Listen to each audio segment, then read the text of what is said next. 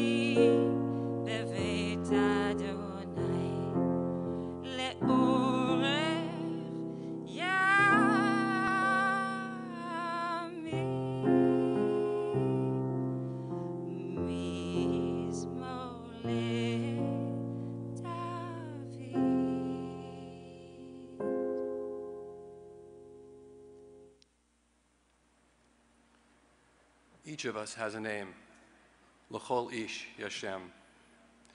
Each of us has a name given by the universe and given by our parents. Each of us has a name given by our stature and our smile and given by what we wear. Each of us has a name given by the mountains and given by our walls. Each of us has a name given by the stars and given by our neighbors. Each of us has a name given by our sins and given by our longing. Each of us has a name given by our enemies and given by our love. Each of us has a name given by our celebrations and given by our work. Each of us has a name given by the seasons and given by our blindness and given by the sea. L'chol ish Yashem, each of us has a name. Dear family and friends, we are gathered here this morning to honor the memory of Barry and Honey Sherman, beloved parents of Lauren, Jonathan, Alex, and Kaylin, brother and brother-in-law and sister-in-law of Sandy and Mike Florence and Mary and Alan Sherman. We will begin our memorial service with words of reflection and love from family members, first from Barry and Honey's children. They will be followed by Honey's sister Mary and by her children Noah and Matthew Sherman, and then by Barry's sister Sandy's son, Ted Florence.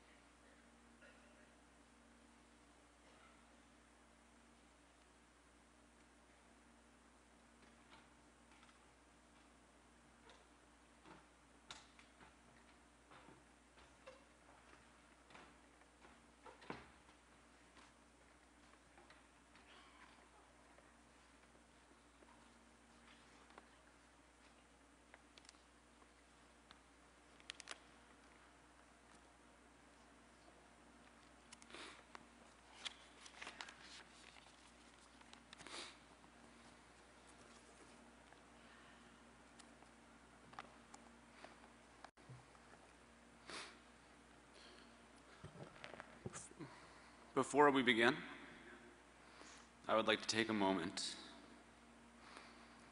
to breathe and reflect. A moment to look around this room and consider the enormous impact that this is having on everyone gathered here today. Feel each other's love and know how much you all meant to my mother and my father.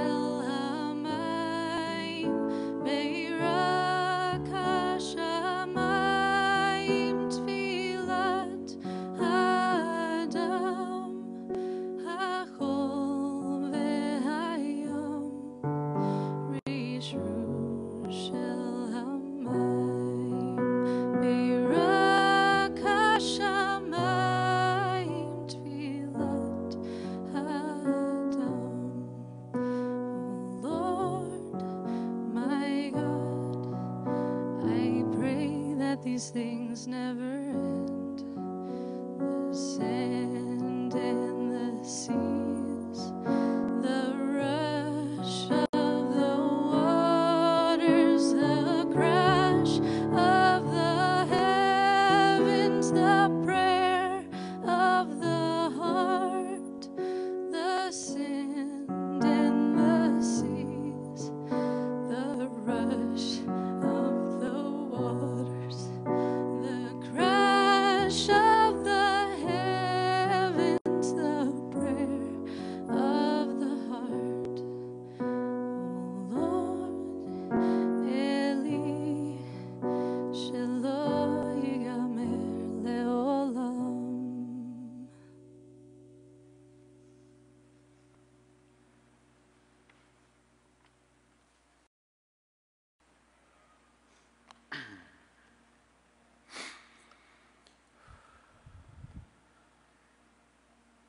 These last few days have been really fucked up for my family. If ever a crisis would strike, we always had two people to call for help. One would provide calmness, level-headedness, and perspective, and the other would instantly take charge of the situation. As my sisters and I congregated for 2 days, waiting to hear any facts other than through Twitter and the unreliable news media, I kept expecting my parents to walk through the front door and say, "Everything will be fine. We've taken control of the situation."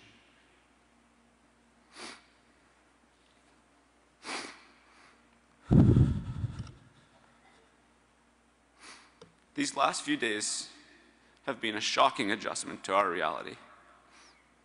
Before we could begin to grieve as a family and recover in a proper Jewish manner, we've had to navigate through a terrifying maze of non-information and unfounded speculation, all while trying to support each other emotionally. We want to apologize to our close friends for shutting you out, especially knowing how much you wanted to be with us. This has been so incredibly painful and so bizarrely surreal. But we have been taking comfort in knowing that your hearts have been breaking for us. And for those of you, especially in blue, who are experiencing similar feelings of loss and emptiness and loneliness, remember this: our parents never left anyone behind. They were taken from us.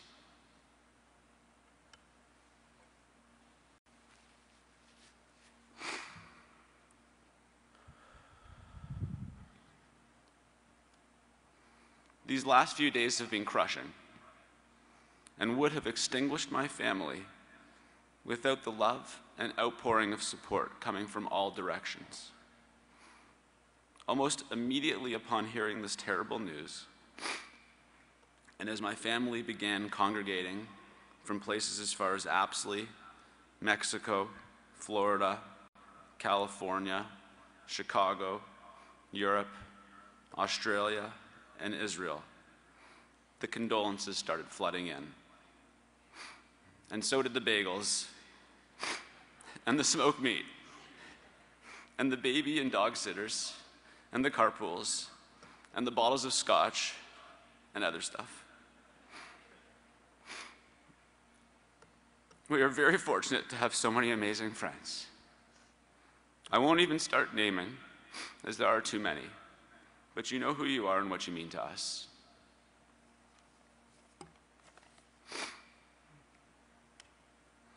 These last few days have reminded us what it means to be a Jewish family. When someone tries to snuff you out or eliminate important parts of your family, we rally together and emerge stronger than ever.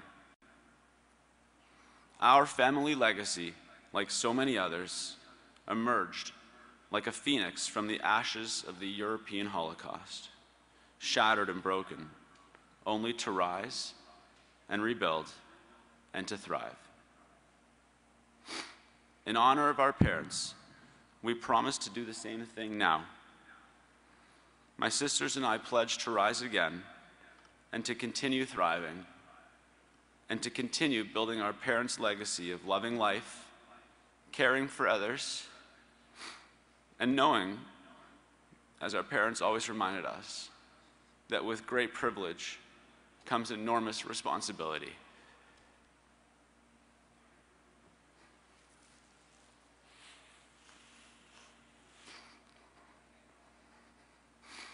These last few days, and in the coming speeches, we are all hearing a lot about who Honey and Barry were as a couple. We could talk for hours and days, and we can gather testimony into eternity, and we will still be scratching the surface of Honey and Barry.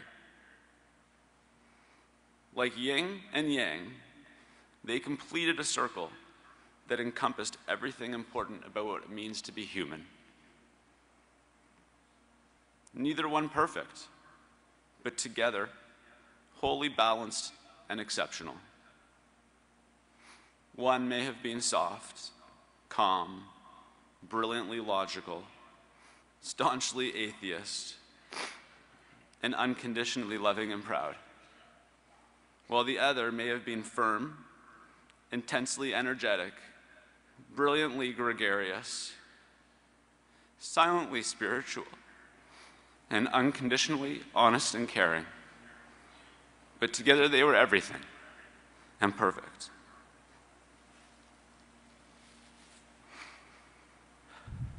In the coming speeches, we will be hearing about Honey and Barry and the incredible contributions they made on so many fronts. We are here about business leadership, advances in medicine and healthcare, generosity and charity, supporting the Jewish community here in Toronto as well as in Israel, receiving various awards for various accomplishments, and so much more. Our parents were clearly very involved. But for the next few minutes, I would like to talk about my mother and my father. This will be honest and raw and from my heart. I'm sorry if it's not complete or if I miss certain elements. And I'm sorry, Dad, if the grammar isn't perfect. I haven't had much time to compose my thoughts.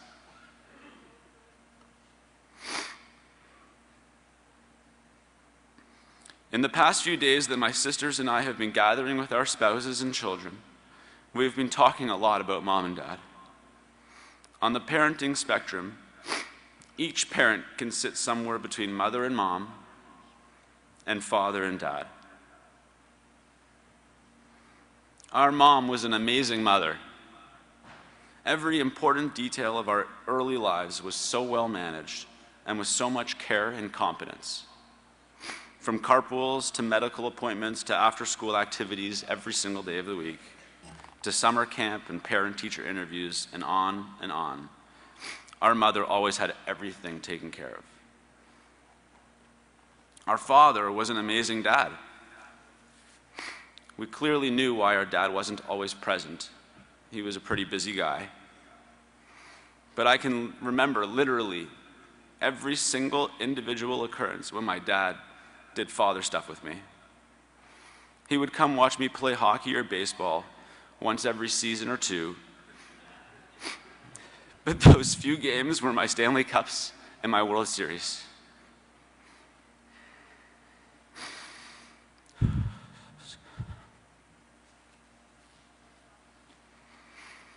As the children, each of us has had a unique and special upbringing.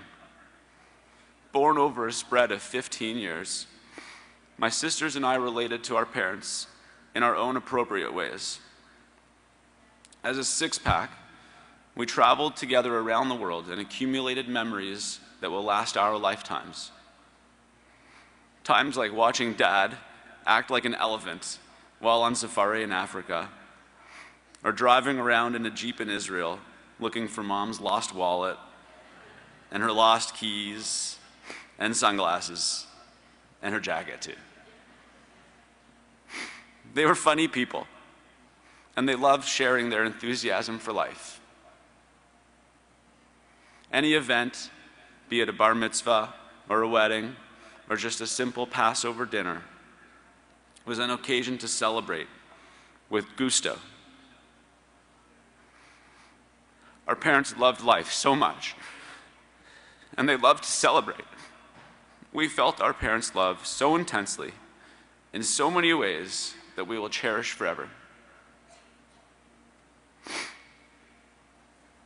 Lauren was born first, and I didn't come along until she was 8 years old. Her only child experience ended abruptly when my parents brought home me instead of the dog she had selected. A few years later, we had Alex, and a few years later, we had Kaylin to complete our family. We are all very private people, and so I will not share too many of our cherished family times and experiences at this time, but I will share some things.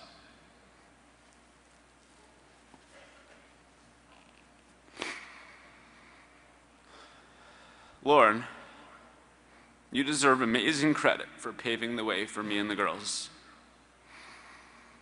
I know it was hard to be an only child when yin and yang were maybe not so balanced, but your free spirit and your ability to love life is perhaps your greatest tribute to Mom and Dad.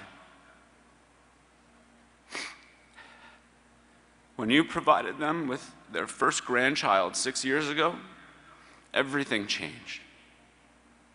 To know that Dad was skipping work so he could play with Cedar makes my heart melt. He always did everything for everybody else, But you gave him something that made him so happy that he took time for himself to enjoy it. Your son Cedar was his greatest gift. Mom and Dad were so excited. Alex, you are the heart of this family. Your warmth and insistence on always worrying about other people is perhaps your greatest tribute to Mom and Dad. When you and I were participating in a grueling desert multi-marathon so that we could raise money to help people with AIDS, you voluntarily gave away your walking stick to a poor local villager. When I looked at you like, why? You shrugged and said, he needs it more than I do. That is so Alex. And that comes from Mom and Dad. More recently, you gave us your husband, Brad, who was the brother that I always wanted and now have. And then your son a couple of years ago, and your baby girl just this past month. Our most recent memories of our parents are of them rolling around in their business clothes on the kids' barfy playmat, giggling and laughing together. Those photos, those memories are such a gift. Mom and Dad were so excited.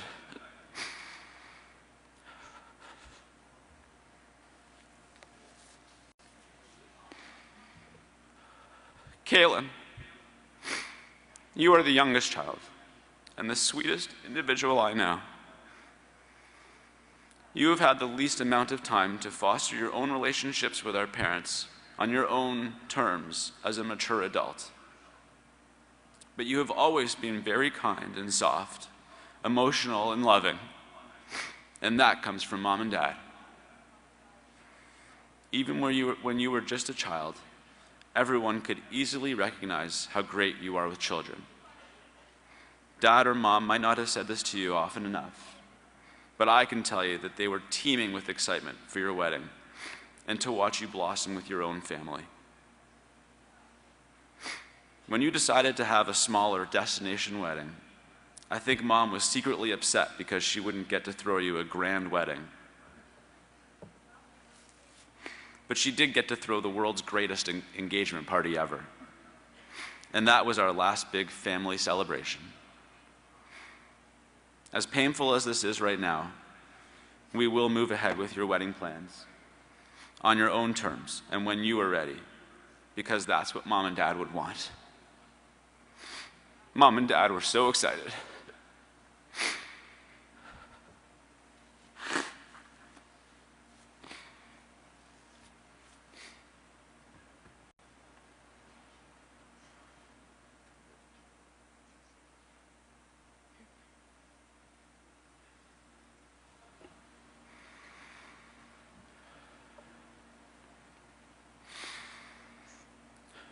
It's so hard for me to specifically mention all of our extended family members or individual friends of our parents. My father's side has his sister Sandy and brother-in-law Michael, and they have 4 kids, and they have more kids than I can count.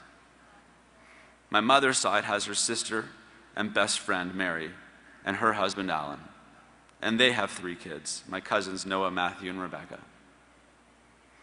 You all know how incredibly important each and every one of you was to my parents. You were sisters and brothers and nieces and nephews to them. My parents were the glue that kept us all together. The pride and joy of Honey's year was hosting everyone for Rosh Hashanah and Passover dinners. She would break out the cow shirt, cook up the brisket and beef ribs, and scoop the famous chicken soup with carrots and matzo balls and those little illegal eggy things.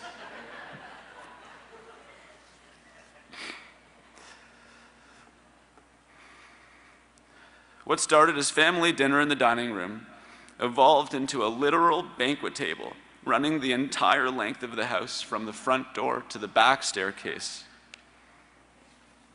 One year, we even had the local firemen show up for the party and took some great pictures with them.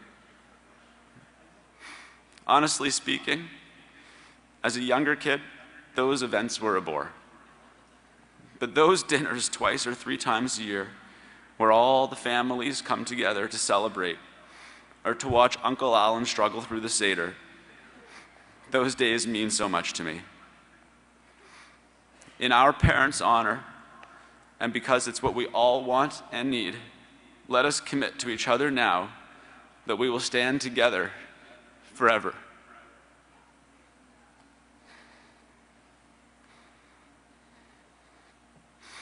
Nothing prepares you to sit down and write your parents' eulogy. To lose a parent is a difficult thing. But to have both parents taken from you before their time,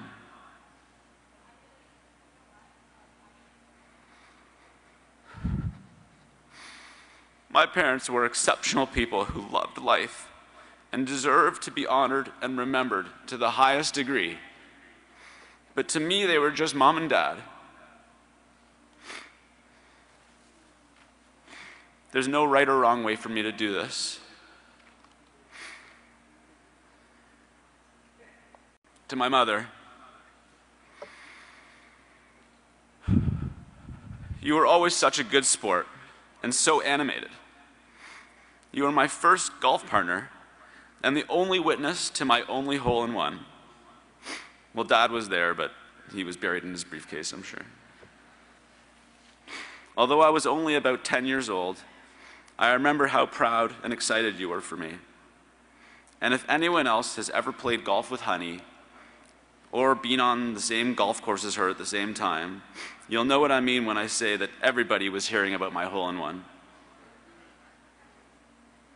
Dad wasn't thrilled to learn about the tradition of buying all the drinks in the clubhouse, but he gladly paid it. On another trip, skiing in Vermont, you let me choose the next run after spending all morning on the greens and blues. So when I picked the black run directly below the chairlift, you were reluctantly gung-ho. I'll never forget watching you wipe out on the first turn and slide down the entire run for everyone to see. It was effing hilarious. Until you made me march up and collect all your gear.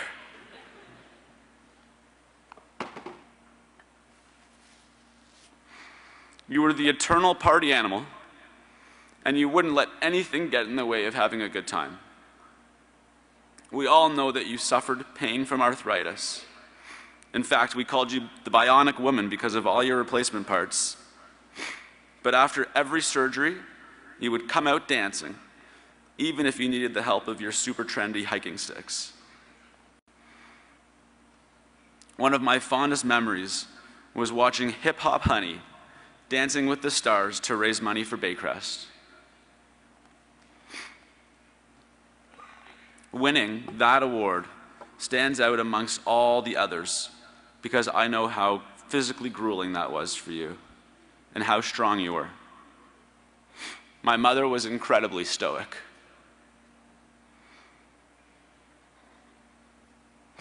Mom, I love you, and I'm gushing with pride. I'm bursting from pain right now. Nothing can ever fill the incredible void in our lives. You were the magnet and the glue that pulled us together and made us stick. We promise to honor you by staying together, staying strong, and of course, continuing your legacy of giving. To that end, we would like to announce the creation of the Honey and Berry Foundation of Giving.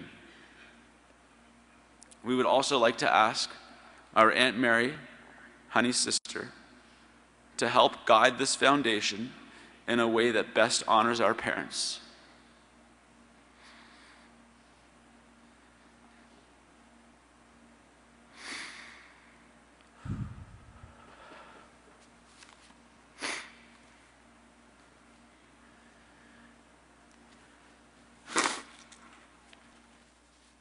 If you're willing, please join me.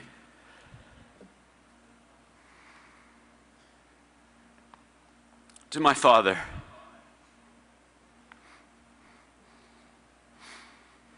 you are my hero. And I don't mean that like how all dads are heroes to their sons. You were a real-life superhero. When I was a kid in elementary school, we did these book reports on great Canadians.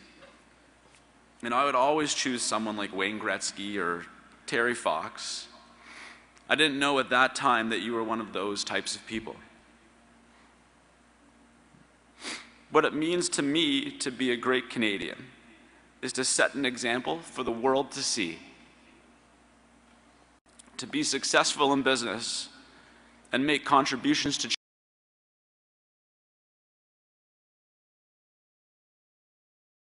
education and to raise a family. That is what it means to be a great Canadian. You contributed enormously to so many fields and have received so many honors and awards. I could not begin to name them off. To me, each new award was just another in the pile, and no additional award was going to alter my perception of your greatness. But just 2 weeks ago, you privately told our family that you had been appointed to the Order of Canada, the greatest recognition of Canadian greatness. You were always so humble, but I know how proud you were to get that news, and how excited you were to finally be recognized for what you are. I don't know what will happen now with that award, if anything. But to our family, you were always the greatest Canadian. You were also my business partner. When I entered your office about 5 or 6 years ago with my good friend Adam, we told you about our plan to start a business together, and you were so incredibly supportive and excited. We had the world's shortest shareholder agreement, which basically said, anything, anytime. As our third partner, you watched from the sidelines and gleamed with pride as we began building our businesses. You were always available to help us with funding and guidance, but your greatest contribution to my enterprise has been your nachas. It gave me so much motivation to succeed, knowing that my little business meant so much to you. I promise to carry on and to treat my employees and my customers in a manner that will make you proud.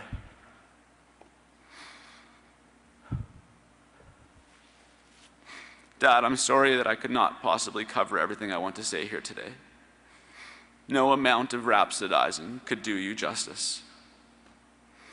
Your kindness and brilliance and generosity is historic, and your humor is second to none. I can only speak to my own experiences. When I was a kid, maybe 8 or 10 years old, we used to play baseball in the backyard, like at least 3 or 4 times. One time, you hit the tennis ball over the fence, and you told me that when you were a kid, all of your friends called you Slugger. I know now, because now I know some of your childhood friends, that you were just pulling my leg, and that you likely picked up a bat for the very first time just so that you could play with me. But that was you, always so funny. You were entirely tone deaf, but you had the sweetest rendition of "You Are My Sunshine." And you lacked all social cues. But everyone loved you anyhow, because you were so genuinely cool and nice.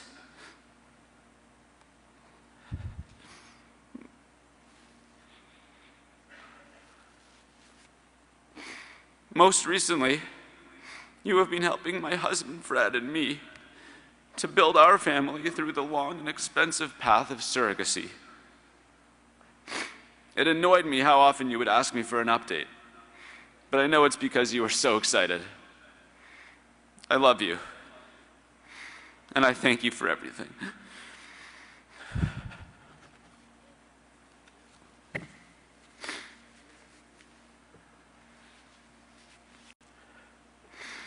Mom and Dad, I'd like to talk forever, as there is so much that needs to be said. But let me finish with some words of comfort. We have pulled together during this most tragic time, and we have a renewed focus on each other. We are protecting and loving each other, and we swear to check on each other every single day. We are taking some comfort in knowing that you two are together forever, and neither of you had to suffer like we are suffering now. You were like a lock and a key, each pretty useless on your own. But together, you unlocked the whole world for yourselves, and for us, and for so many others. We promise to carry on your legacy of greatness and giving from now until forever.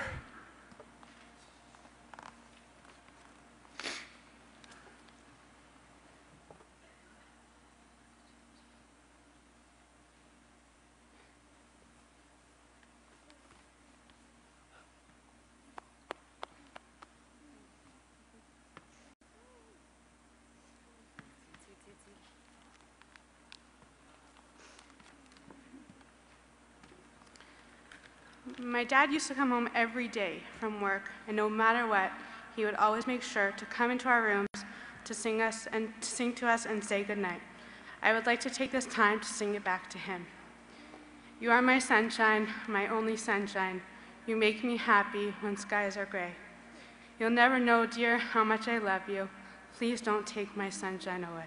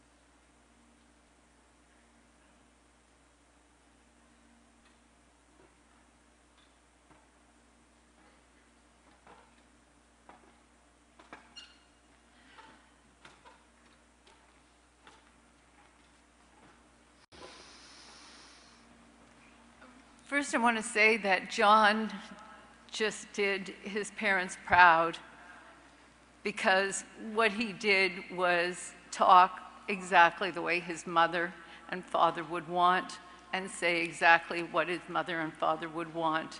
And his siblings stood here with the courage and dignity that I know that their parents would be proud of. And I want everyone to know how much I love my nephew and my nieces.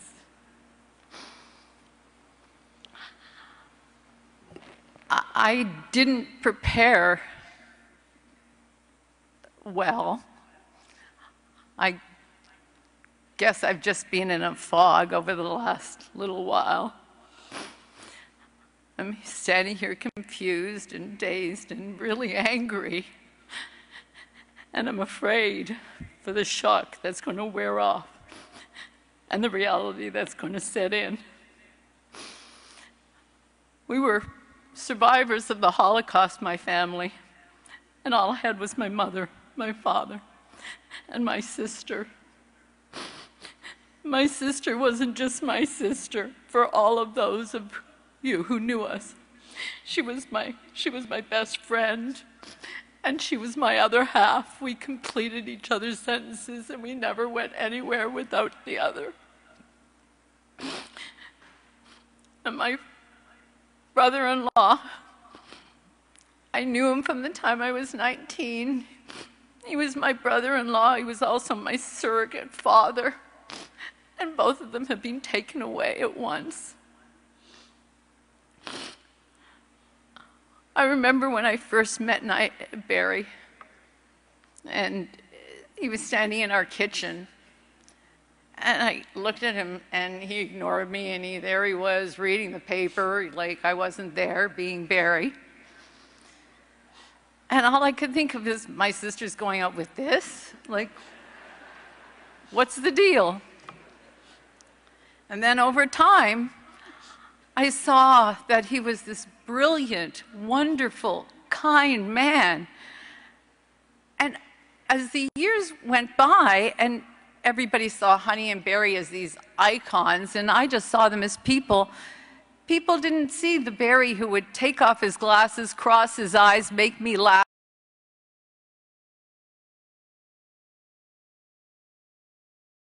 Laughing.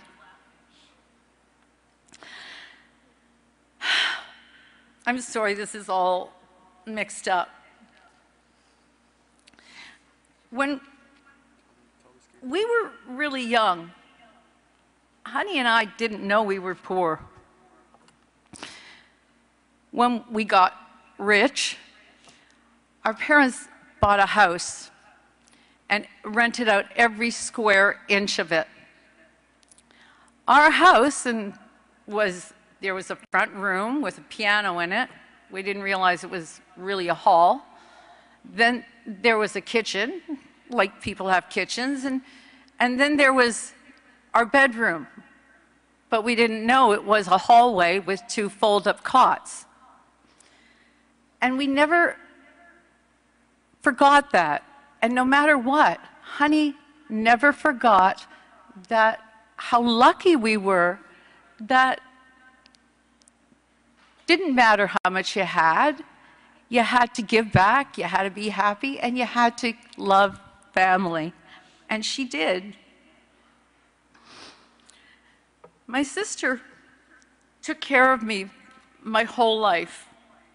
I had a tendency to break my bones, and I have to add something here. Jonathan, I'm so glad that you talked about the grammar, because Uncle Barry's hit in my head saying, now make sure you get the pluperfect right, and don't mix up your tenses. So my bones would always break, and my sister was always in charge of taking care of me. And one time, we went skating. And there was the guard around the rink, and I guess I went off and I hurt my leg. And I went to my sister and I said, honey, my leg hurts. And she was terrified that our parents would get angry at her. So she said, you're fine, skate. And I said, it hurts. And my leg was blowing up. And she said, you're fine, skate. Finally, somebody stopped and said, I think there's something wrong with your sister. And paramedics came, and I had a multiple fracture, and she had made me skate for 15 minutes on a broken leg. And that became one of our go-to stories, because we always laughed, and when things would happen, she'd say, don't worry about it, just skate.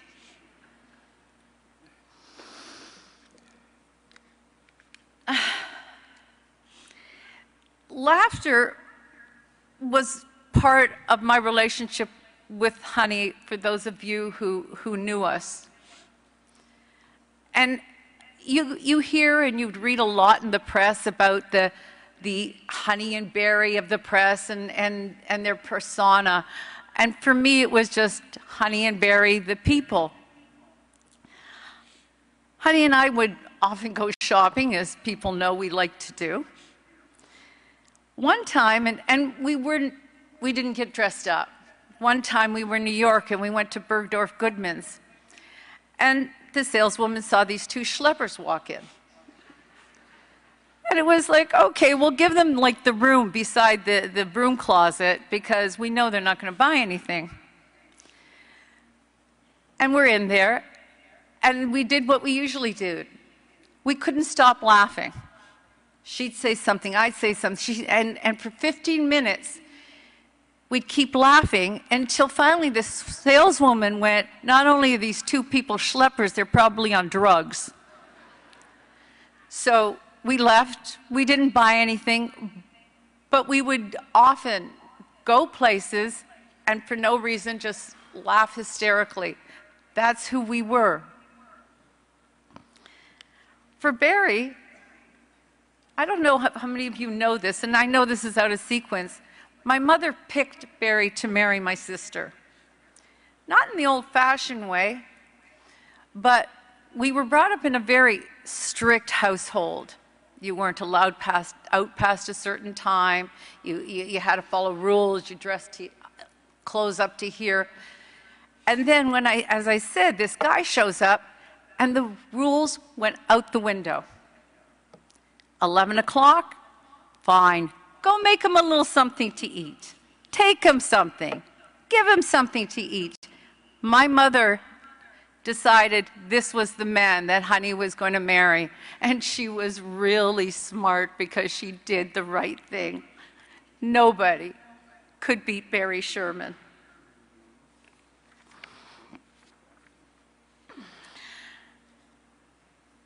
As I said, despite Barry's brilliance, and Jonathan alluded to it, Barry was one of the funniest people you will ever meet. The things he would say, the things he would do, all behind, he'd go up on stage and he'd give these wonderful speeches and he would talk and he'd be brilliant, and then he'd come off and he wouldn't know how to open a door. And he'd be lost. One time, and again, this is just all coming to my mind, one time Honey and Barry had an argument, and they were going out. Honey always picked his clothes. So Barry called me and said, we're going out, what should I wear? And I had to go through every single thing down to his socks as to what the man should wear. And I went, and this is brilliance?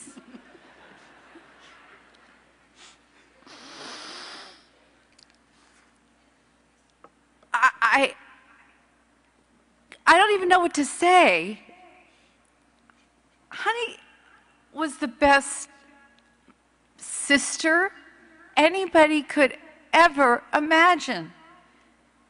She was not just a good sister because of me, she looked after my children like her own. If I wasn't there, one time I wasn't there, my kids got sick, she's the one that would go over. She'd get soup, she'd get things, she would constantly call. She was the most loving, caring person. People saw her as strong, but nobody understood that if she forgot somebody's name and I tell her, she would be upset. She'd be hurt. She never wanted to hurt anybody's feelings. She just wanted to make everybody happy. She just wanted to give everything to everybody. She would always call on my kids, and all she ever do is tell me how much she loved them. She loved my children like her own. Noah would be asked to do the tech things because, again, these two brilliant people couldn't figure out a VCR or anything else. Matthew was in charge of playing golf. He happens to like golf, and no matter what, Honey said, "So, you're playing golf." It wasn't a question, it was a statement. My daughter, Rebecca, was like a daughter.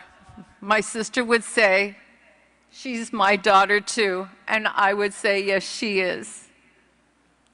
We shared my daughter, we shared my kids, and my kids shared the best aunt and uncle anybody could hope for in the world. Barry was a role model and mentor. There was never a day, a time, he didn't ask about my children. How are they? What are they doing? Checking up on them, making sure that they were fine. He loved them because he was their uncle, but also because he was one of the most loving, caring, giving men you'll ever hope to meet in your life. Their legacy will live on. The things they do will live on. But for me, they'll live on as just the wonderful brother and sister that I had. The brother who took care of me, the sister who took care of me, and my sister who was my best friend, who will never be replaced. I miss them, I love them, and I'll always treasure them.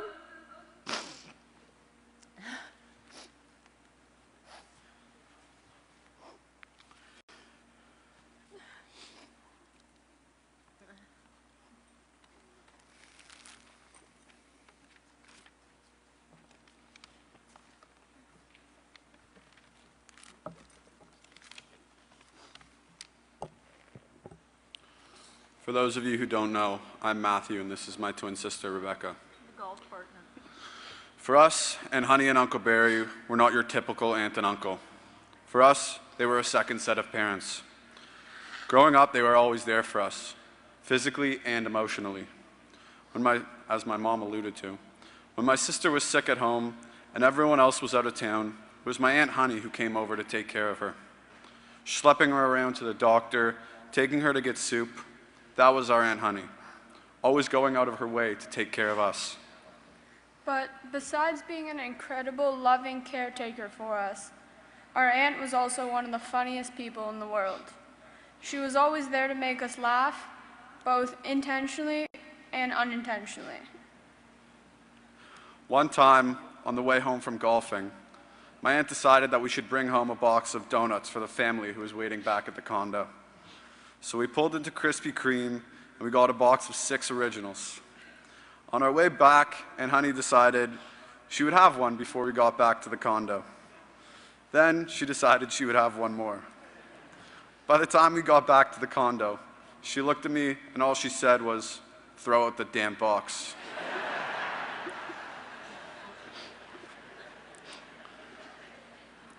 Throwing out that empty box still makes me laugh. Even without trying, she could make us laugh and give us stories that we'll continue to treasure for years. My uncle was the same, loving, caring, sweet, and funny.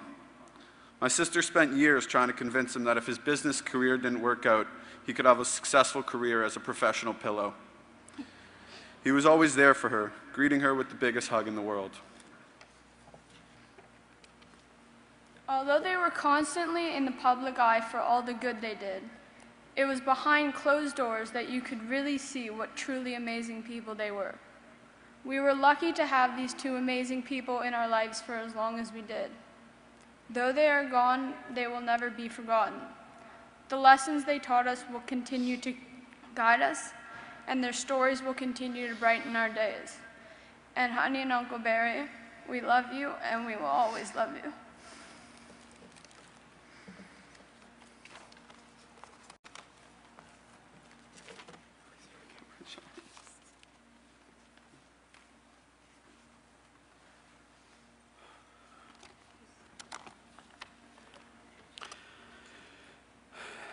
To us, my aunt and uncle weren't Honey and Barry Sherman, chair people, philanthropists, giants. They were Aunt Hattie and Uncle Barry. The uncle who put me on his lap and let me drive his car, like any good uncle would do with a 5-year-old. When he and my aunt took me and my cousin Kaylin, I don't know if you remember this, Kaylin, when he took me and my cousin Kaylin to visit my other cousins at camp on Visitor's Day.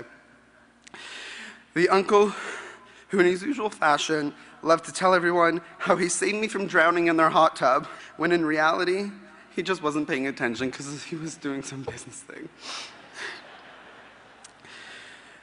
The uncle who would walk around the table at every family dinner and pat you on the back of the neck or on your head and ask about how life is and how everything is going.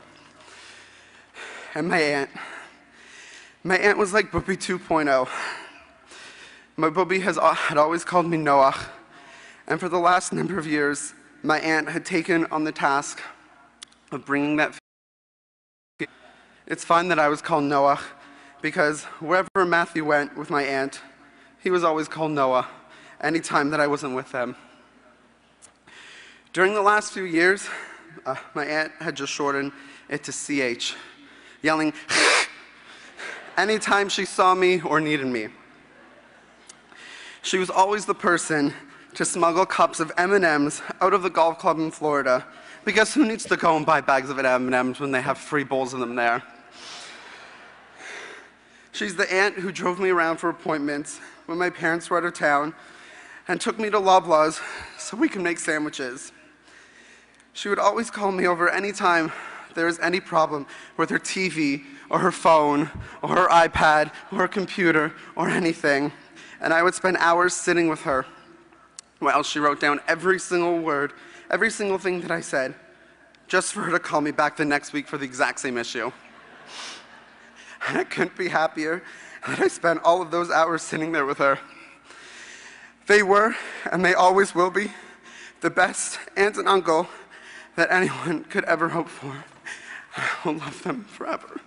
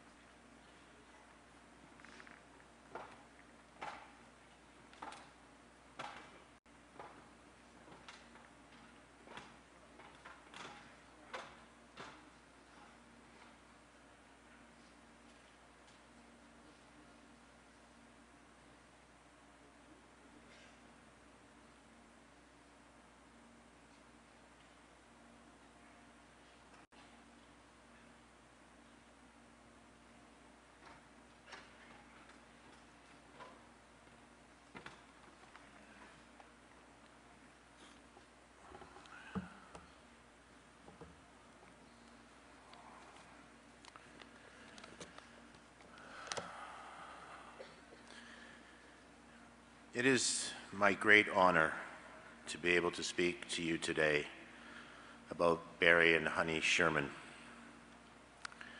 At first, I wasn't sure I wanted to do this.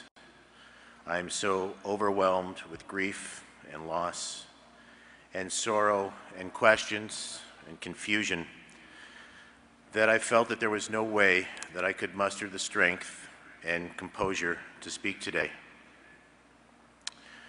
But these people were my aunt and uncle, my only aunt and uncle. And I know that if I did not dig deep and find the courage, that I would regret it later. In honoring my Uncle Barry, I have made every effort to ensure that my address is grammatically correct, but it probably won't be.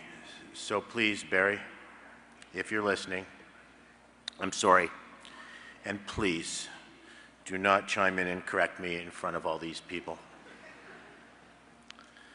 But then again, on second thought, if you are and if you do, that would be great, because I really need to know that you are out there somewhere.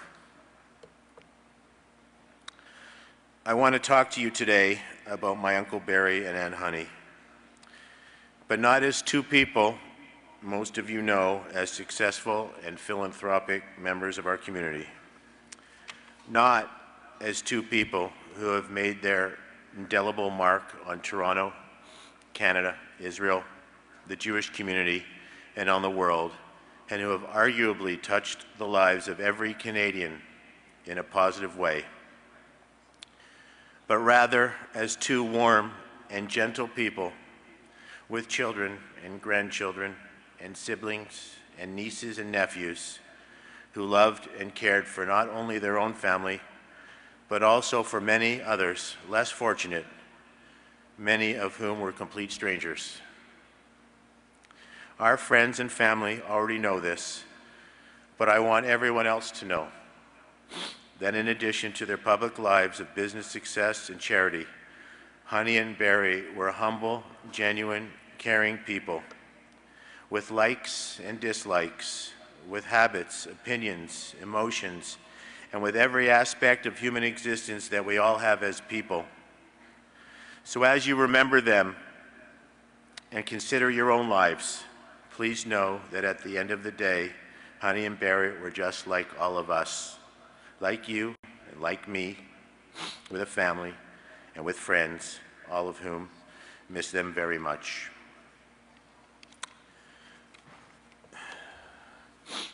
My Uncle Barry had been there for me since the day I was born on his 21st birthday. So when I say I knew him all my life, I really did. He was amongst the first to hold me when I was a newborn, and for all I know, I may have been the very first baby he ever touched or held in his whole life. He was scared of babies. I know that we shared a special bond that cannot be replaced. I remember as a very young boy, 6 or 7, getting excited when Uncle Barry was coming over. I can actually remember him bouncing me on his knee. This is the kind of guy he was, gentle and caring and playful and loving. I saw him like this with my children, with his children, with Mary and Alan's children, and of course, most recently, with his own grandchildren. And one thing I will always remember is how mesmerized he was with babies and little kids. He would often tell me that despite how brilliant he was and how well he understood chemistry and physics and science in general, how he was completely bewildered by the miracle of life. I would sometimes find him staring in silence at one of my babies or one of his grandchildren, struggling to discern and make sense of it all. I never knew my grandfathers, and my father is an only child. So Uncle Barry was the primary male family member, other than my father. This was a man I admired and always wanted to be like, even before his great business success. In my formative years, we would talk, and I was often his outlet for him espousing his thoughts and philosophies. Perhaps as a result, even to this day, I share many of his opinions on things. Like him, I went to engineering school and took on science and invention as a way of leaving a mark on the world.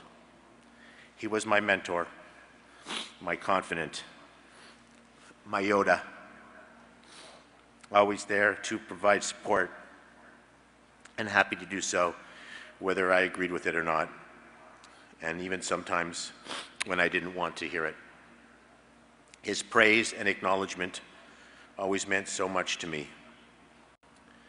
Having him in my life has made me into the man I am today and inspired me to be an even better one. The thought of not having him there anymore for a quick chat about business or a deep philosophical discussion is truly heartbreaking. Or just to see who could be the first to call the other on February 25th to say happy birthday. That day every year was guaranteed alone time with Uncle Barry. We would always go for a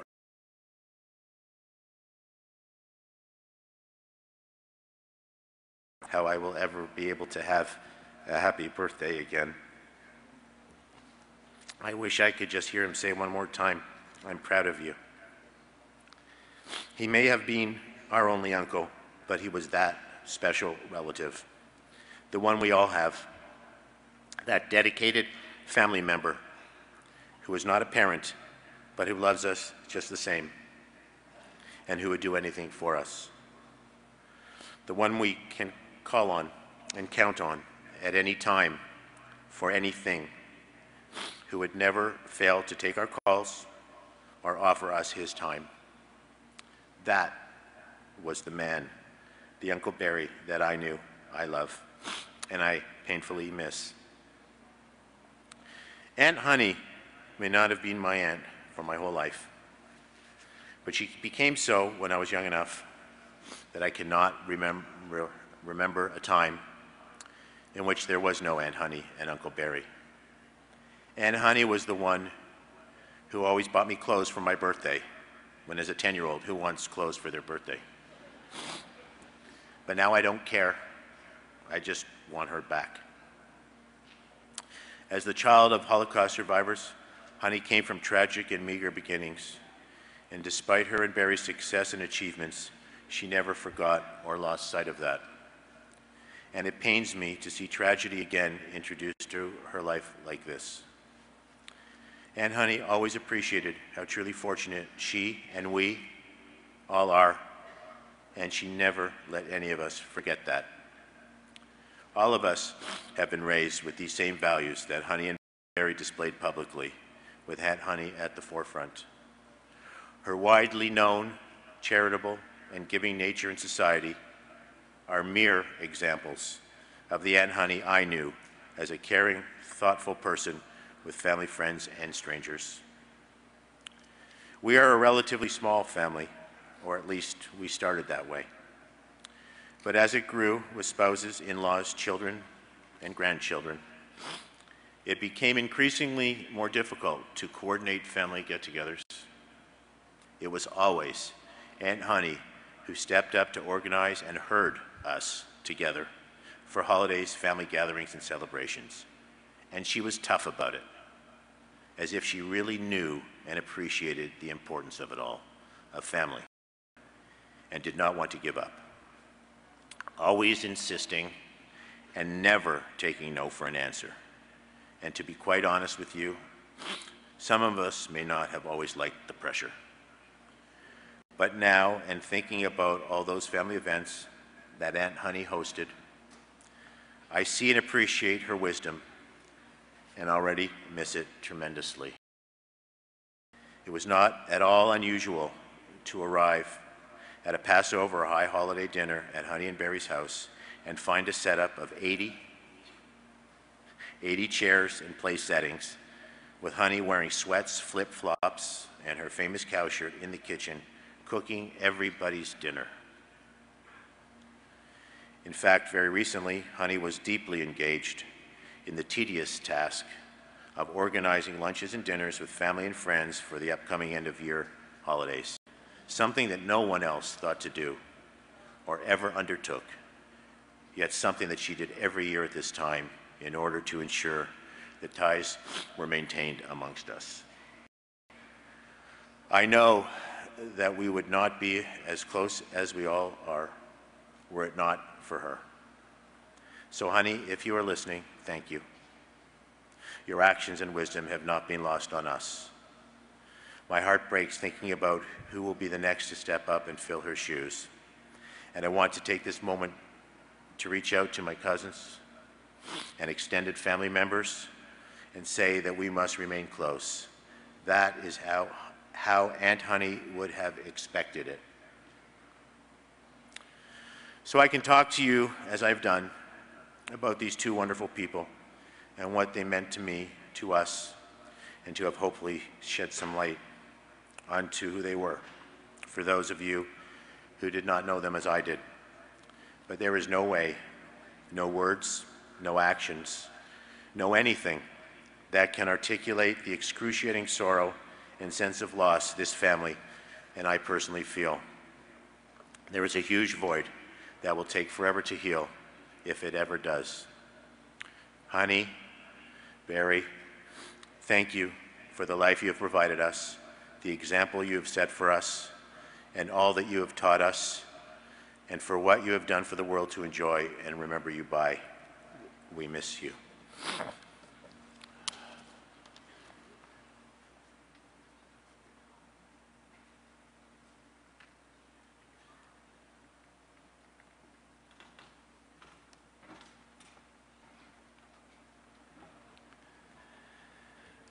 Barry and Honey had many, many close friendships. We will now hear from 3 of their closest friends, Joel Ulster, who will be followed by Jack Kay, and then Fred Wax. Joel, please.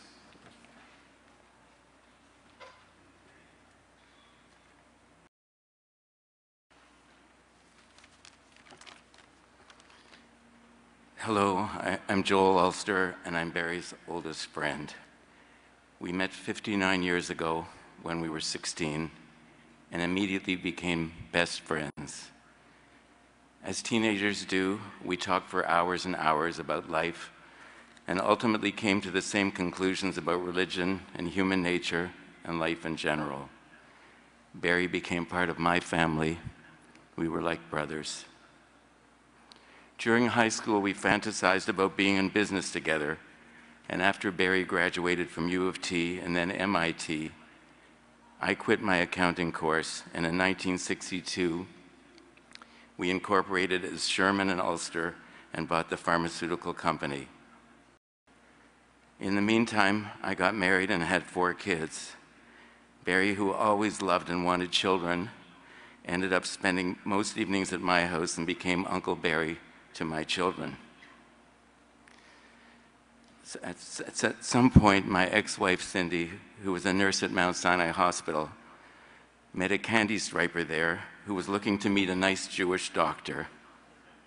Cindy told her she had a perfect fit for the bill, although of course Barry was a PhD and not an MD. And that's how Honey came into Barry's life and into my life. Barry and I built up the business and sold it after 5 years. Barry immediately started up again, but this time with 2.5 employees. The half was Joanne, who was still going to high school, and a grand vision for the future. I made a big life change and eventually moved to New York with my husband, where we've lived for the past 35 years. Throughout those years, Honey and Barry and Michael and I traveled back and forth to share all of our celebrations and all of our losses. Our friendship never changed. All of our New York friends and family knew Honey and Barry. Barry and Honey loved their children without qualification. Even though Barry worked long hours throughout his life and his energy and joy in work never diminished, he was always available to give his children emotional support, either during the day or in the middle of the night. He was the smartest person I've ever met, without doubt, but much more importantly,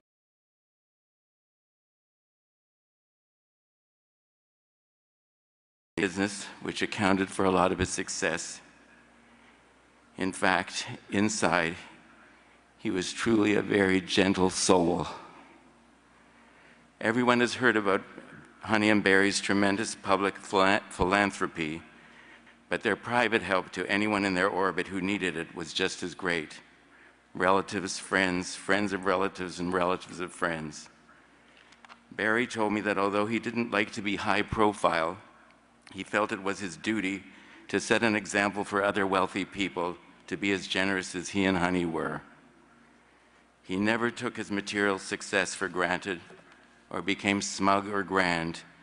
He believed he was lucky to have been born with a good brain, lucky to have been born in Canada, and lucky to have been born to a loving family. And as a result, he had tremendous empathy and compassion for people struggling, as did Honey. It was never about the accumulation of money for him. It was about what he and Honey could do with the money to help others. Michael and I and my children, our hearts are broken, as are all who knew Honey and Barry well. Their children and grandchildren are their real legacy. Lauren and her son Cedar, Alex and Brad with their children Derek and Ella, John and Fred, Kaylin and Jared. We should all think of the wonderful times we had with them and how very special they were, and try to drown out the unspeakable shock and sadness of this time.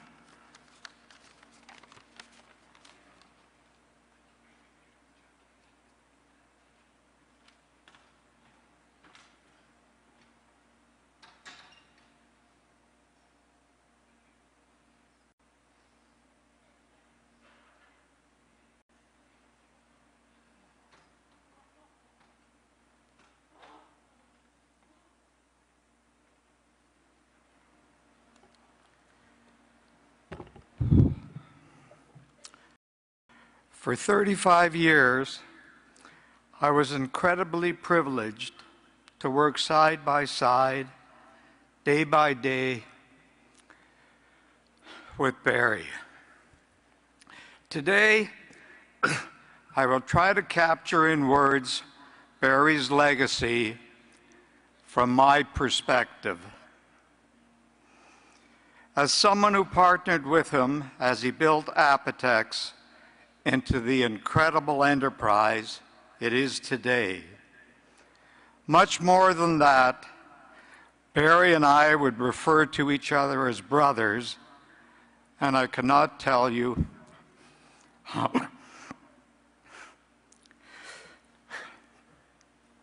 how much I will miss him. I first met Barry in 1982 when he came to Montreal to interview me for the position of Vice President, Sales and Marketing at Apotex, then a relatively small company with 72 employees. Barry and I spoke for an hour or so, and he closed our meeting by saying, "Come move to Toronto and we will build this company and have a lot of fun. And we'll make a little bit of money." We did not talk about financial terms or any of that, and I was at that time the vice president of another pharmaceutical company in Montreal. But just based on the feeling I got from talking to Barry, I said, "Let's do it." I moved to Toronto a short time later, and the rest, as they say, is history. Barry and I worked side by side, literally, as our offices were next door to each other, joined by a shared washroom and a set of doors between our offices, which were hardly ever closed for the next 35 years. In the early years, we would work 10 or 12 hours a day, at least 6 days a week, although most days I would head home and Barry would still be going. In the various descriptions in the media, I have seen references to Barry as a workaholic. I don't know that I would say it was so much a workaholic as someone with so much to give to the things he believed in. I see myself standing here as one of the thousands and thousands of people who were touched by Barry and are left to mourn his passing, as we also mourn Honey's passing. For those of us who know Barry as the founder and driving force behind Apotex, and I do mean driving, the loss of this visionary is staggering. As we have talked about at the company since the horrifying news, we are all committed to carry on his legacy in the best way we can. How to describe a man as complex as Barry? He was a genius in so many ways, with a fierce intellect that left many people describing him as the smartest person they ever met. He pretty well thought he was smarter than everyone else, and he wasn't wrong about that. He could project arrogance, For example, as has already been mentioned, he would correct your grammar, no matter who you were and whether he had just met you. But he was also humble, and he was incapable of putting on airs. With Barry, it was no bullshit, pretty much all of the time. He would tell you what he thought, no matter who you were, and he was the most tenacious person you could ever imagine. If Barry thought something was the right thing to do, he would do it, no matter who disagreed and no matter how impractical it might be. It's the right thing to do, he would say over and over again. And the result of this is all around us, a remarkable Canadian success story employing thousands of people and producing pharmaceuticals used by virtually every Canadian, not to mention citizens of countless other countries. The stories of Barry's unshakable belief in the rightness of his positions are endless. I know there are plenty of members of the legal profession in attendance who could confirm that Barry did not care about prospects of success in a matter which he felt he was right. Losing did not matter to Barry, at least at some level. He would say over and over again that what mattered was standing up for what you believe in. In business, Barry would stick to his guns on anything that was important to him, even if the economics would say to let things go. The concept of letting go was just not anywhere in his DNA. One example of dozens was Barry's commitment on every level to bringing a drug called deferoprone to the market to help those with thalassemia, a condition leading to a usual faithful buildup of iron in the blood.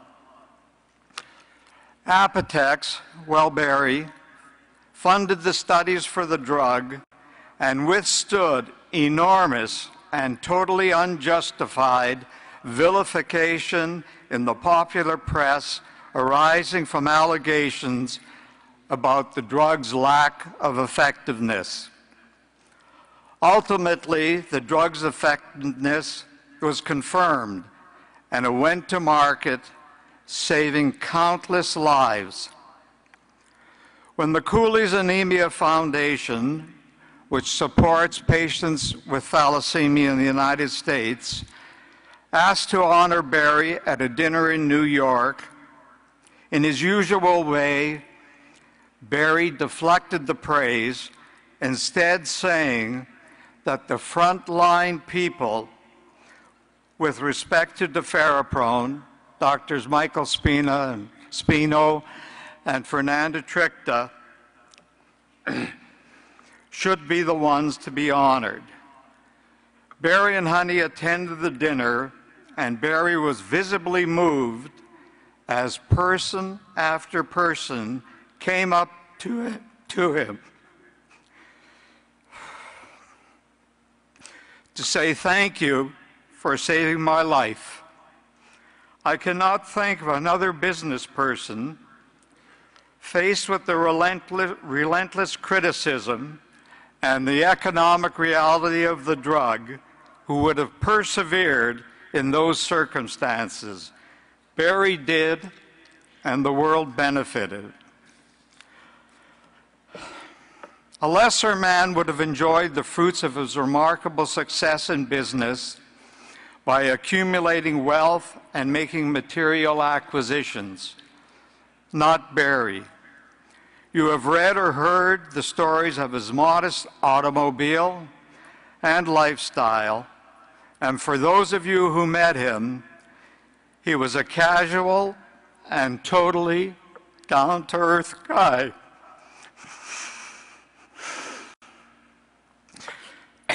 From his clothes to his smile. My wife Pat and I were reminiscing the other night, and we recalled a story from the early days of Apotex. When Honey came to the house I had moved to in Toronto and saw that it had a swimming pool, she was rather surprised, as Barry had always told her she couldn't afford a pool.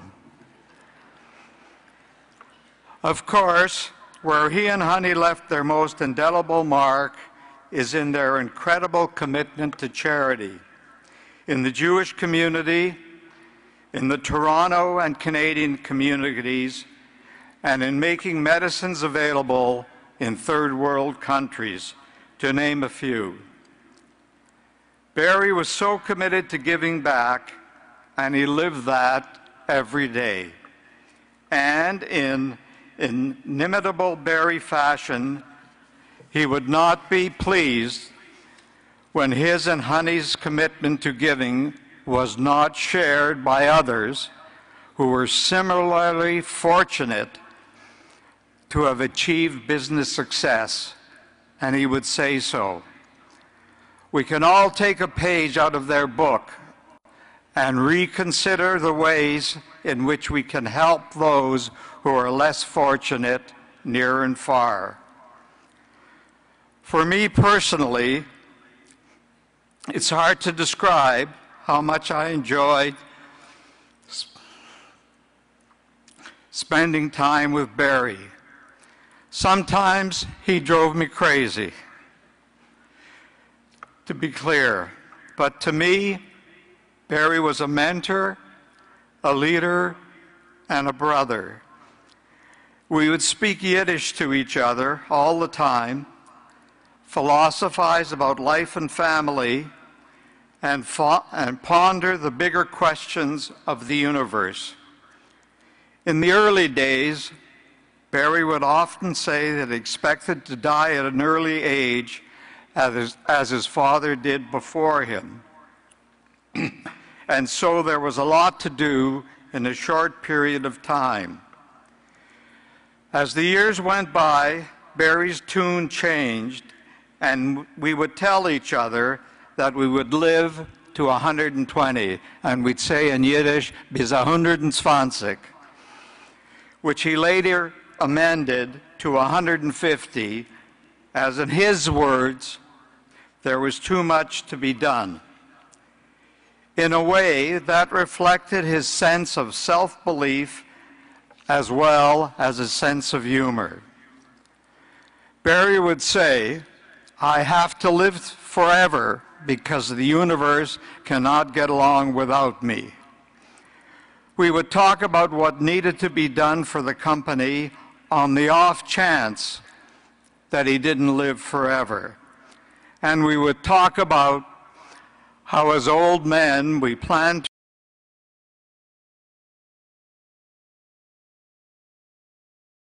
to As you all know, for Barry, his Jewish heritage and culture were a hugely important part of his life. At the same time, Barry was quite dismissive of what he considered the irrationality of all organized religion, and he was adamant that there is no God. In this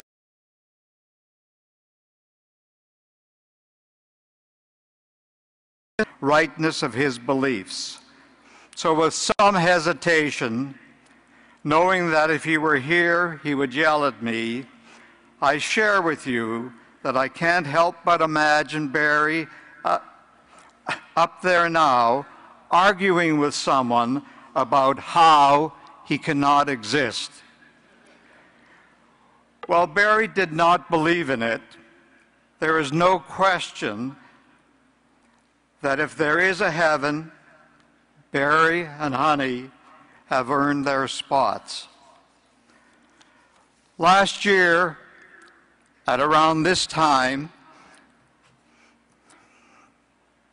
Pat and I had a great dinner with Barry and Honey in Florida, where we reminisced about the last many years and talked about how very fortunate we were. Barry was a man comfortable with his place in the world, comfortable in his own skin, and although if he were here today, he would wave me off for saying so, there is no question he left the world a better place. Trying to sum things up for all his monumental achievements, and there were tons of them, Barry was just a regular guy. He was kind of a teddy bear in real life, but with a mind like a steel trap and the stubbornness of a bull. He changed my life, and I'm so very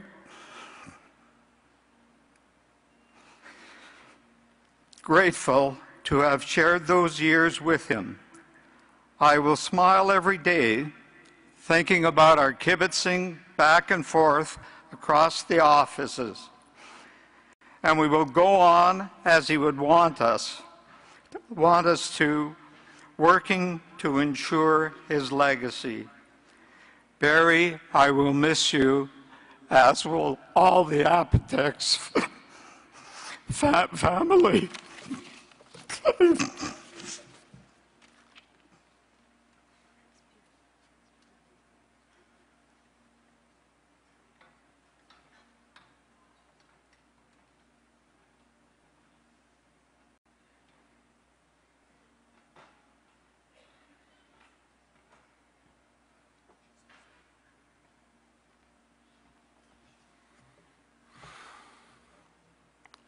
It's been said that a picture is worth 1,000 words.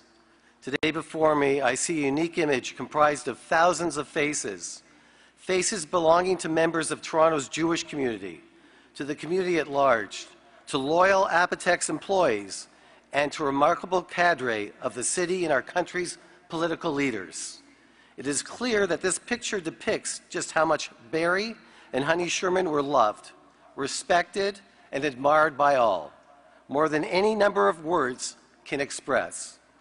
I did not say all who knew them, because whether you were fortunate enough to have personally known them or not, you can be sure, one way or another, your life has somehow been impacted in a positive fashion by their outstanding, compassionate, visionary, and often anonymous philanthropy.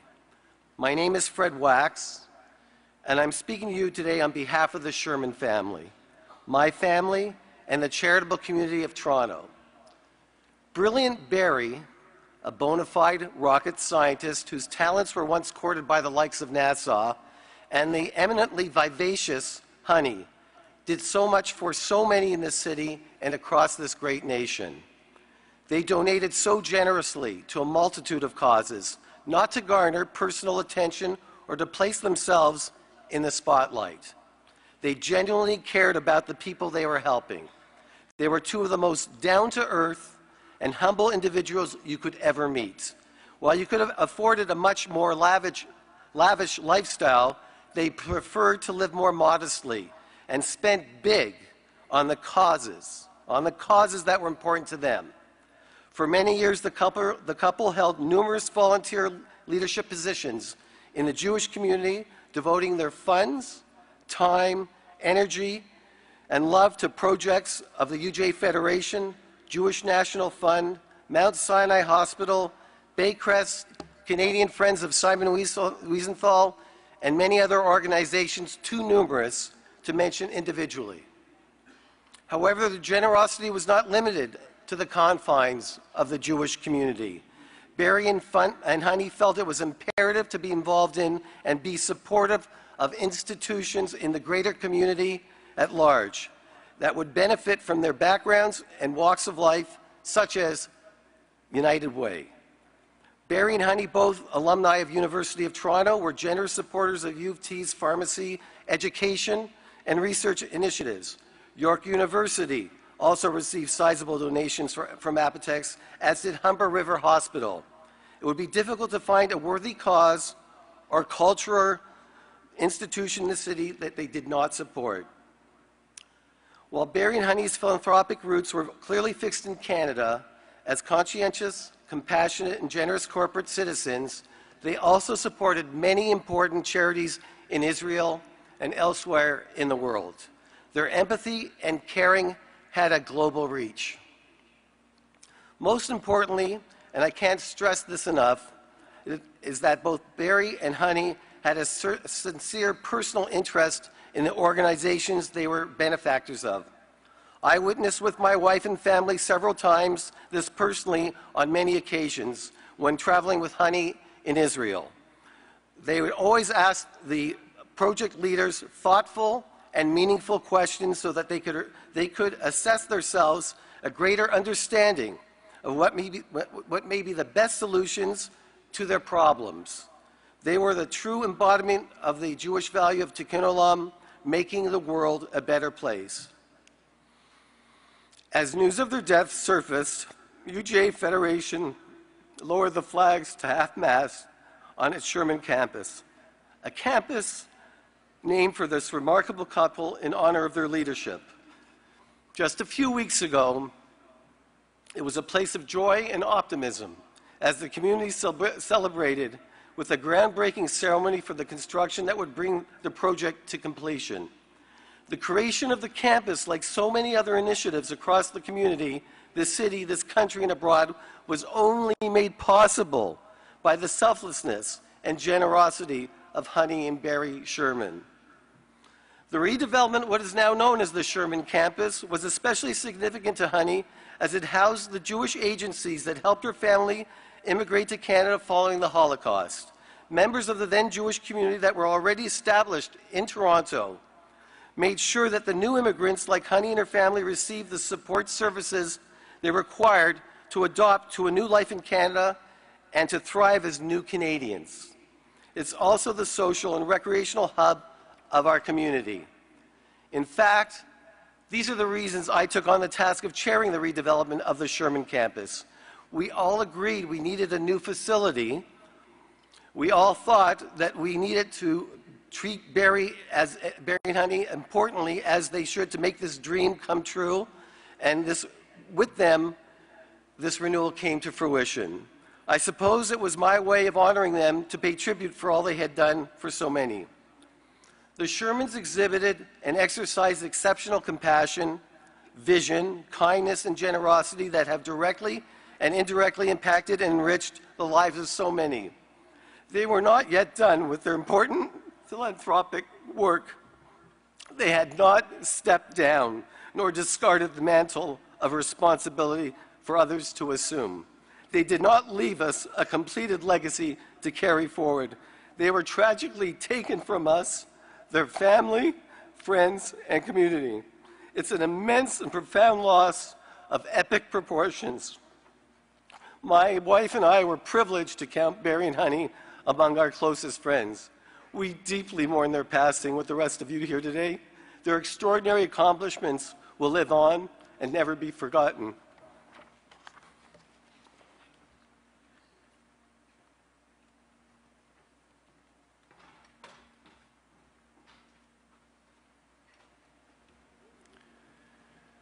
For our last remarks, I would like to call upon some of Canada's most respected political leaders who also knew Barry and Honey personally.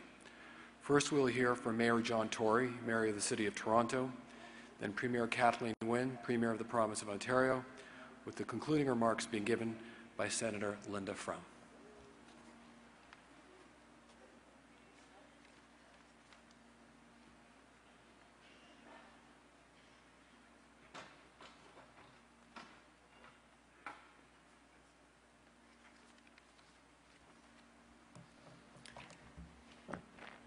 Like everyone else here, I am profoundly saddened at the events which bring us together today, and I extend especially to the family, on behalf of all of the people of the City of Toronto, sincere condolences on the loss of Honey and Barry Sherman.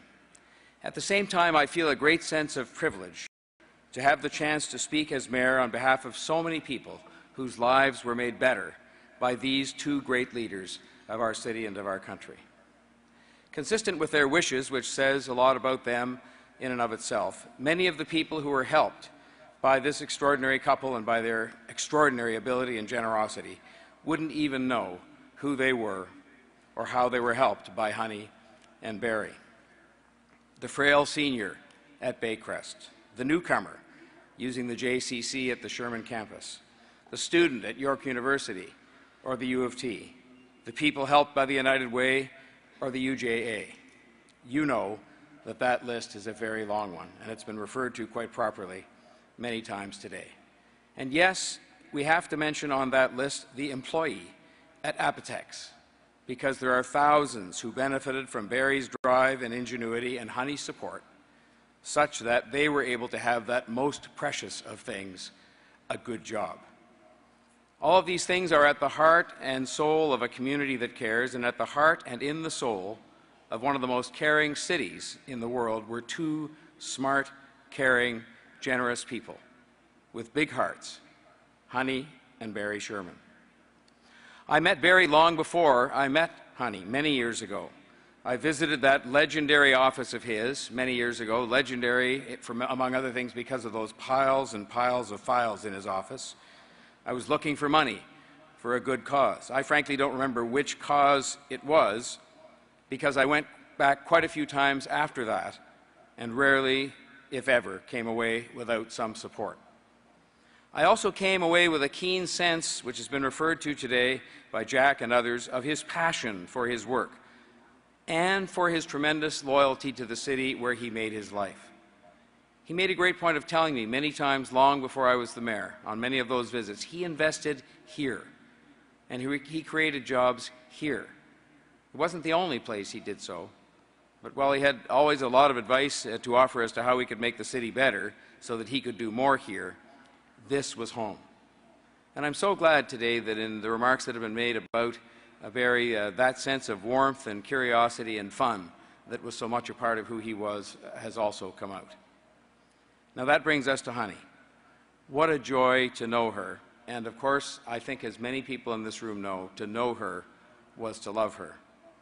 As recently as 2 weeks ago, I had the experience many of us have had over time. They were both at a charitable event, and I was there as well, and I was actually sitting between them. And Barry was sitting in his seat. We ended up talking about business. I dared raise the subject of retirement, and he looked at me in shock that I would even discuss such a thing. On my other side was an empty chair, because Honey was off, as we would say in politics, working the room, meeting 100 old friends and making 100 new ones. Honey was filled with an almost supernatural sense of joy and fun and passion, and for every bit of Barry's reserve, at least in public, she had a special kind of energy that more than made up for that. She was on everybody's go-to list anywhere in the city for anything, because she was so lovable and fun, but also because she got the job done, whatever the good cause was. Again, like many in this room, I found it virtually impossible to say no to Honey, though I will tell you, and it's ironic that Jonathan would have brought this up today, this is a true story. Typically full of fun, she called me and asked me if I would be her dance partner in the Dancing with the Stars fundraiser for Baycrest. And I'd felt badly until today about saying no to her, but I now realize when Jonathan says that award meant so much to her, there was no chance she could have won that award if I had been her partner. To the Sherman children and all the other members of the Sherman family, may I say directly to you today, as the Mayor of Toronto, but more importantly, as a friend of Honey and Barry Sherman, on behalf of all of the people of Toronto, we share your loss. We grieve with you. We pray that you will find some comfort over time. It will take time, but some of that comfort will come from the knowledge that Honey and Barry Sherman were great citizens of this city and of this country, and outstanding members of its Jewish community. Their humanity knew no bounds, and their generosity was extraordinary. They did what we all strive to do, to make a difference in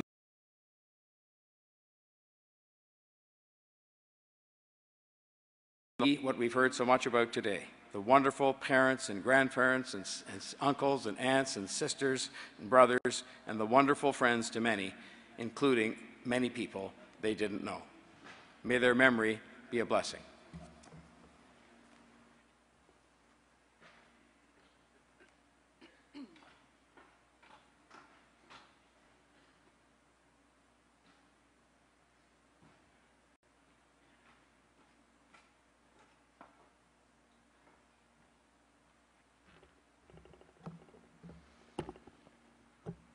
Good afternoon, everyone.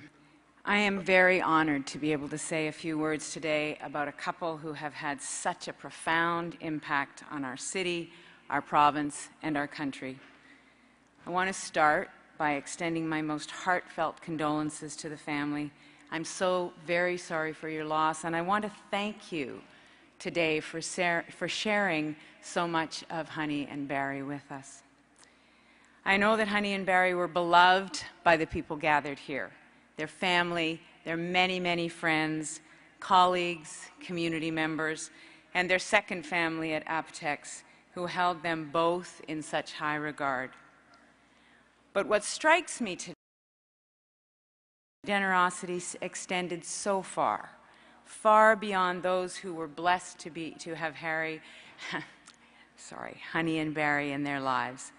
Because of their dedication to giving to those in need, there are countless students and patients, children and seniors, so many people here at home and around the world whose lives were touched by Honey and Barry, who don't know it.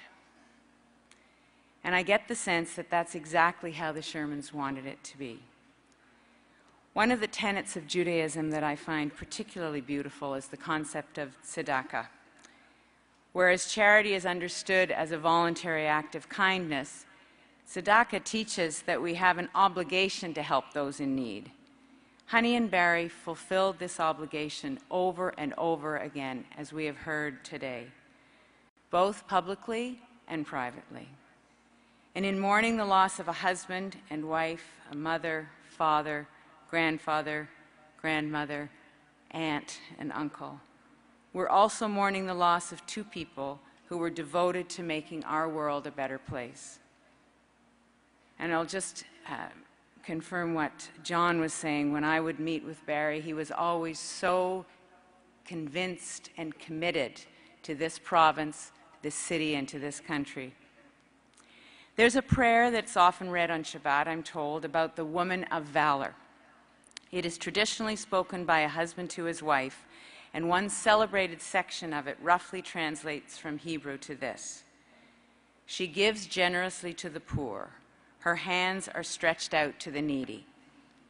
It's such a fitting passage when it comes to this couple, so dedicated to helping those in need, so absolutely committed to making a difference. I've had the opportunity to get to know Honey and Barry at events over the years. I have to say that hearing the stories today, I wish that I had had the opportunity to know them better and to know them more personally. But in the way that I knew them, I was always inspired by their passion, their belief in the power of people and in government to do good, to innovate, to do better, to move our society forward, and to make the world a better place. They had a warmth that made people want to be around them. And this amazing room full of people is a testament to that. This is truly a sad day. We are all grieving their loss. And we will continue to feel their absence when we leave this gathering, and we'll feel it for years to come. So on this day, and every day, when we reflect on the long legacy of good that Honey and Barry leave behind, may we all be inspired to live as they did, full of compassion, hope, and generosity. Thank you. Merci. Shalom.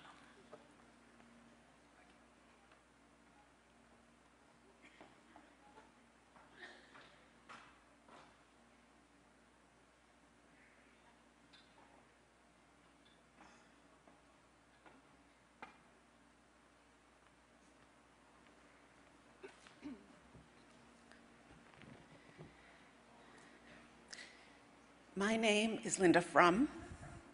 It is a privilege to say I was a friend of Honey and Barry Sherman's. I stand here today among thousands of other friends. I will do my limited best to speak for all of us.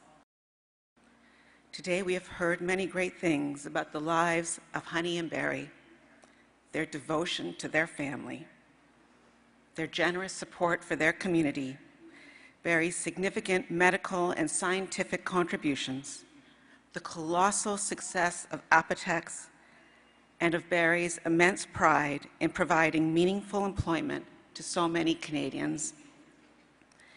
In my remembrance, I'd like to speak about what it meant to enjoy the precious gift of their friendship.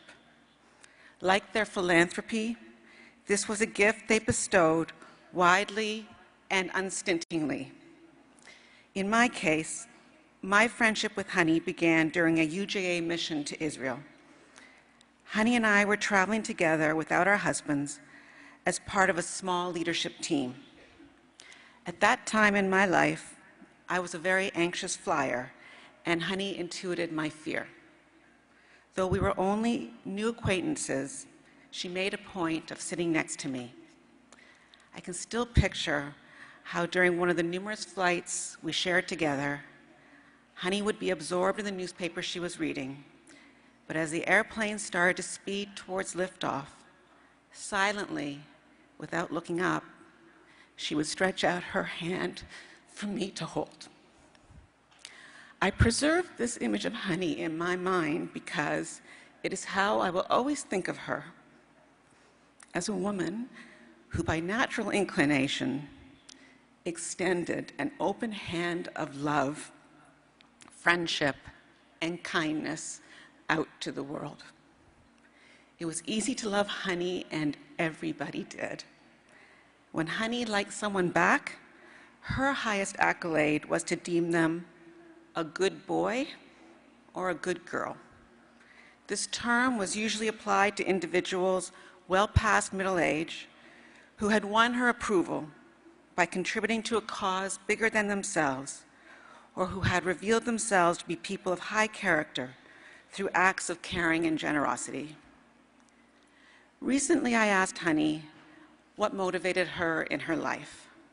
Why did she live the way she did, so focused on others, so consistently engaged in acts of charity, rather than the usual selfish pursuits of billionaires? She answered that she was sure being the daughter of Holocaust survivors had much to do with it, and I don't doubt that this was true. Honey was well aware that evil and brutality are powerful forces in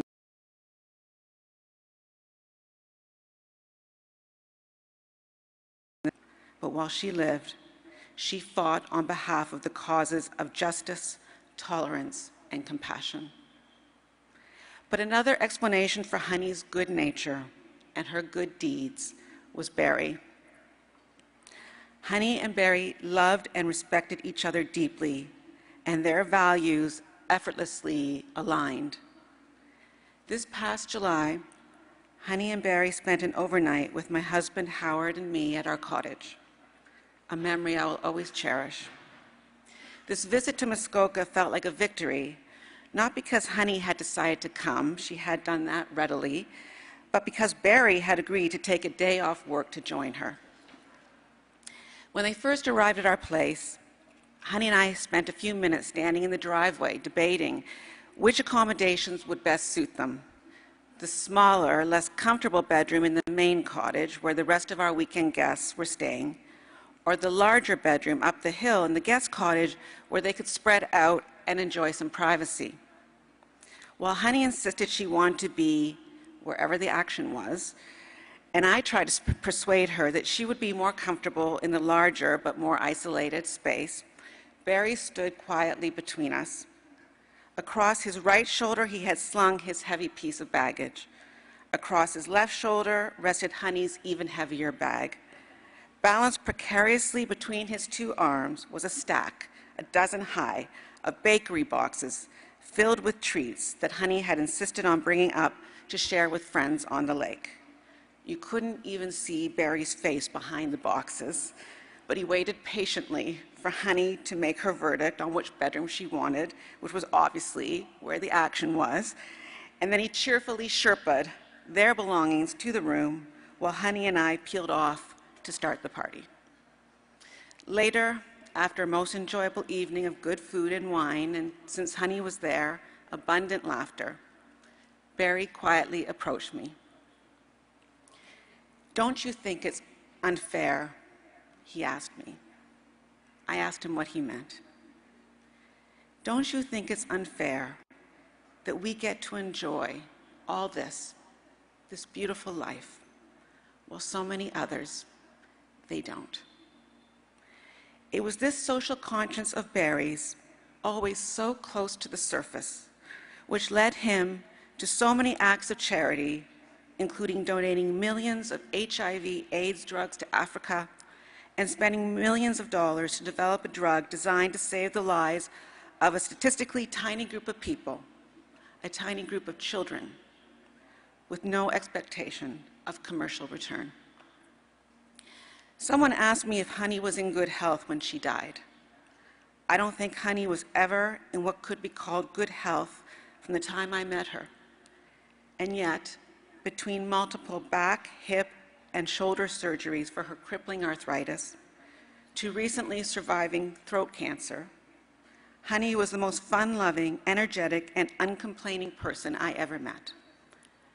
Last December, I asked her to send me a clip of her dancing for a surprise video I was assembling for Howard's birthday. She promptly sent me back a video of her and Barry laughing and dancing together, her foot in a cast up to her knee. One of the last times I saw Honey was 3 weeks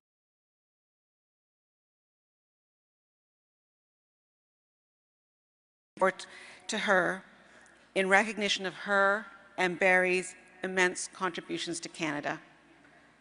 I am so grateful that in retrospect, fate gave me that opportunity to offer Honey and Barry Sherman a fulsome thank you for their lifelong goodness and open-handedness. Today, I wish to add another more personal thank you. Thank you, Honey, for the warm embrace of your friendship, one of the sweetest in my life.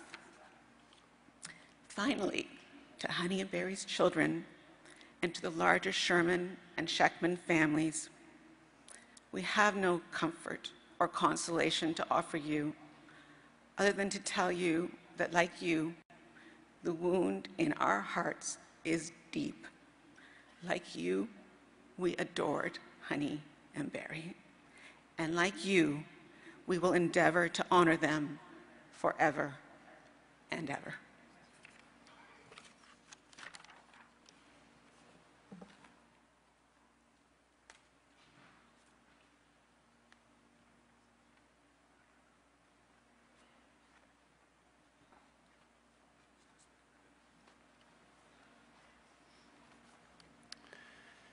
Thank you all for those truly beautiful and loving recollections. Before we recite our concluding memorial prayers, let me share with you one last thought.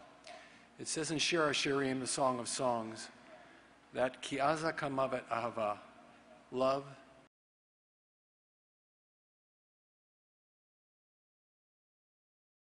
and a life, but not a relationship. Death may end a life, but not a relationship. By holding dear the memory of Honey and Barry in our hearts, by acting as they wished we would, we best honor their memory and remain forever connected to them. A wise man was once approached by a grieving woman who asked him to bring an end to her tears that she was shedding over the loss of a loved one.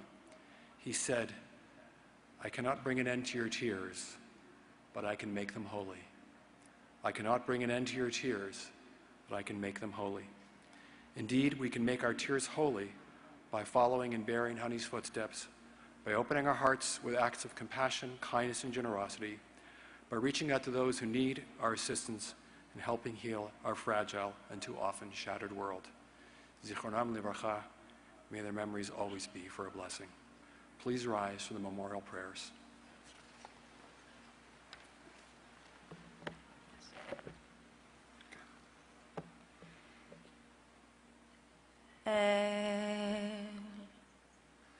מלא רחמים,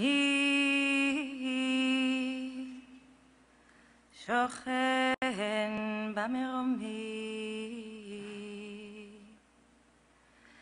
המצא מנוחה נכונה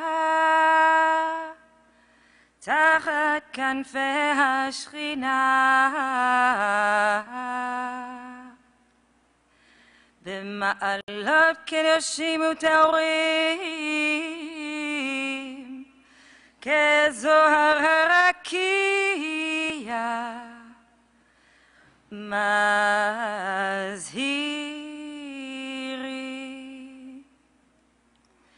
את נשמת חנה דבורה בת נפתלי וחיה, ואת נשמת ברל בן יצחק חיים ושרה, שהלכו לעולמה בגן עדן תהא מנוחתם. אנא בעל הרחמים, הסתירם בסתר כנפיך לעולמים,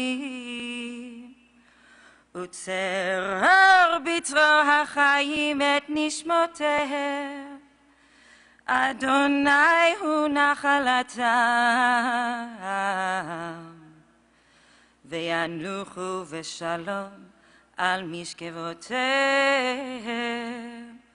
ונאמר אמן. O God, full of compassion, grant perfect peace in your sheltering presence among the holy and the pure to the souls of Honey and Barry Sherman who have gone to their eternal home. May they be remembered for all the worthy and righteous deeds they performed in the land of the living. May their souls be bound up in the bond of life. Eternity is their portion. May they rest in peace. Let us all say, Amen. Please remain standing for the mourner's Kaddish, which will be led by a close family friend, Rabbi Yehuda Edelkop from Israel. The Kaddish does not make any reference to death. Rather, it is an affirmation of our belief in the Creator and the meaning of life. As one writer noted, can someone disappear as long as a child remembers his or her parents? Because the Kaddish does not acknowledge death, because it permits the blossom which has fallen from the tree of humanity to flower and to develop again in the human heart, therein lies its power and its meaning.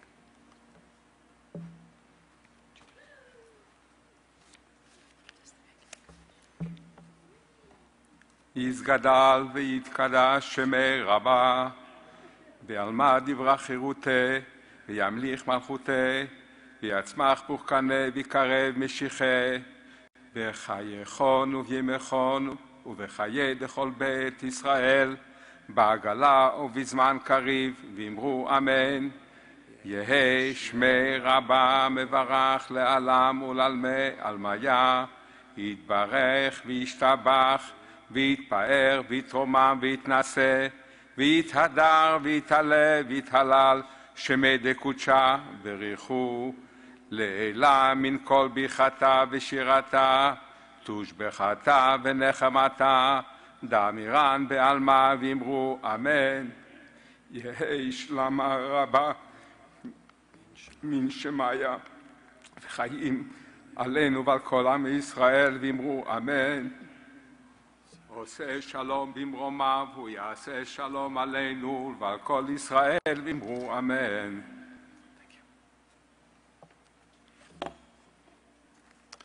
Please be seated. Barry and Honey's kindness touched countless numbers of people in Canada and Israel and around the world, whose lives were literally raised up by their generosity. Therefore, we thought it would be fitting that our last song in this memorial service would be You Raise Me Up.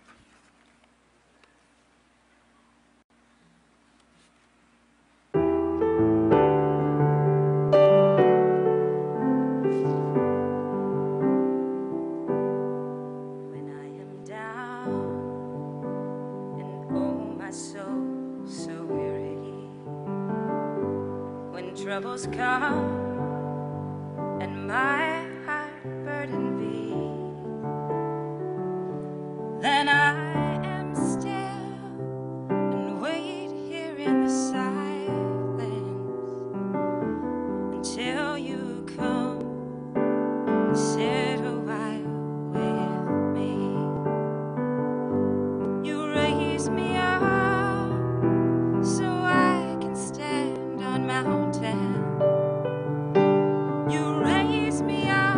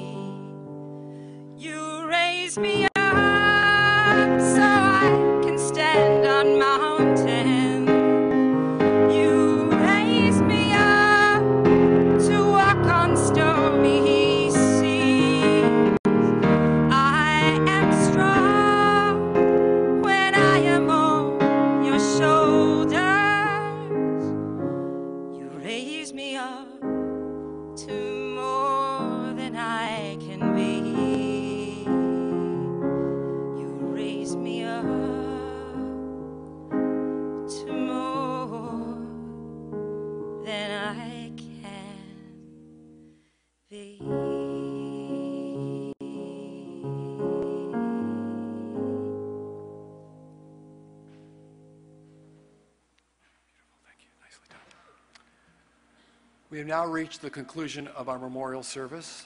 Please follow Jewish tradition and please allow the family and those accompanying them to leave first.